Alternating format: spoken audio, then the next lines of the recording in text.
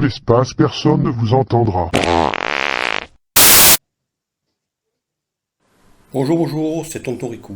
Alors, je vais vous présenter un petit jeu électronique, jouet plutôt. C'est de 1980, c'est fait par Mattel. C'est donc un alien, invisible alien neutraliseur, un détecteur de l'invisible. Donc, ça permet de trouver des aliens et de les détruire. Donc, ce jeu-là, c'est bon état pour son époque. Il a été fait dans plusieurs langues, ce qui est bien. Italien, allemand, j'ai l'impression, français et bien évidemment anglais. Alors, je vais changer de position après, parce que bon, c'est un jeu qui demande un peu d'espace pour jouer, et je vais essayer de le faire au mieux. Donc voici l'engin. Il y a Sadok, dans toutes les langues, allemand, français. Alors, explication. Des êtres invisibles ont envahi la Terre, sont venus d'une autre dimension, d'où l'énergie, leur nourriture s'est raréfiée. Personne ne sait à quoi ils ressemblent, car personne ne peut les voir. Nous savons pourtant qu'ils sont là. C'est David Vincent, ça. Étant donné que nos propres ressources d'énergie nous causent des problèmes, nous allons permettre de telles pertes. Alors, après plusieurs années de recherche, c'est là que tout se joue. Nous disposons d'un détecteur de l'invisible. Ce détecteur dépiste les êtres invisibles en transformant leur champ énergétique en signaux directionnels et permet d'entendre les battements du cœur de ces êtres. Voilà, donc après on les neutralise avec ce qu'il faut.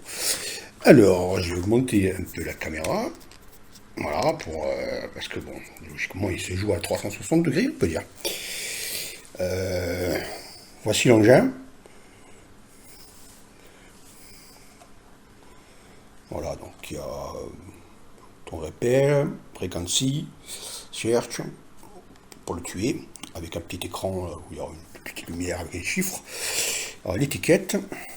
Alors, il était fourni avec les étiquettes, je ne l'ai pas enlevé. Voilà, il est fourni avec les 4 étiquettes de la langue. Là, comme la personne à qui je l'ai acheté devait être certainement anglaise, donc je l'ai laissé tel quel. On va monter encore un peu plus. Voilà. Alors, le disque noir, je le mets comme ça.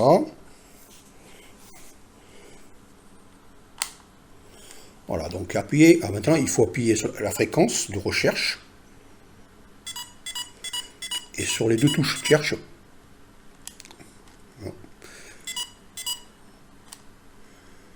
Il n'a pas voulu. Voilà. Et là, on dirige. Normalement.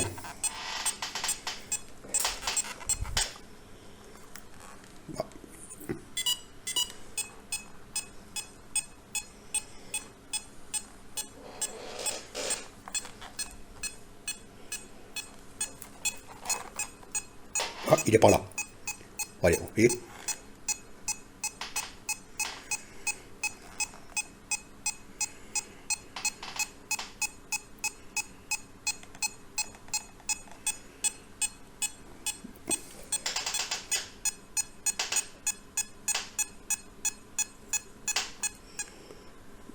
Je ne l'ai pas trouvé. Voilà.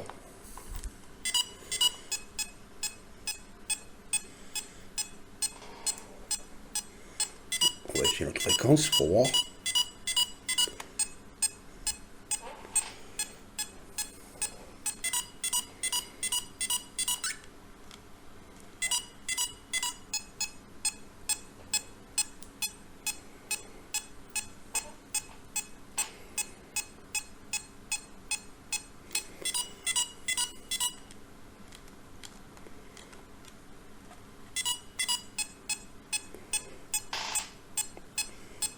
Alors on va changer de vue parce que là j'ai l'impression qu'il n'y a pas tellement d'aliens.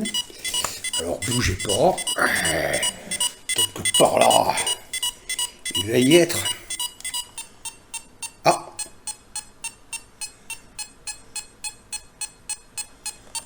Ah voilà, regardez.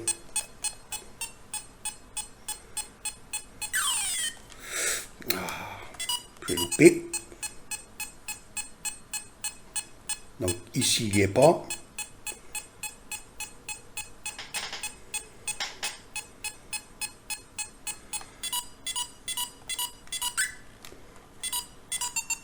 Voilà, c'est bon. Regardez, le point vert. Alors, quand il s'arrête de clignoter, il faut vite, hop, et là j'aspire ça vite. Voilà.